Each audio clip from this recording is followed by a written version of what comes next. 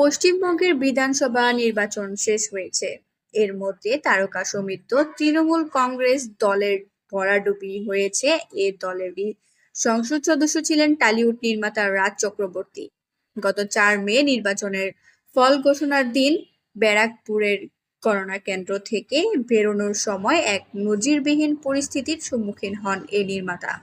রাজনীতির ময়দান কুসুমাস্তীর্ণ নয়, তা হাড়ে হাড়ে টের পেয়েছিলেন তিনি।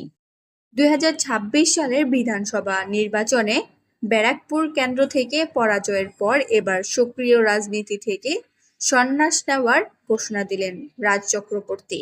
ভোটের ফল ঘোষণার 96 ঘন্টা পর নীরবতা ভেঙে সামাজিক মাধ্যমে তিনি জানিয়েছিলেন, তার রাজনৈতিক জীবনের পথ চলা এখানেই শেষ।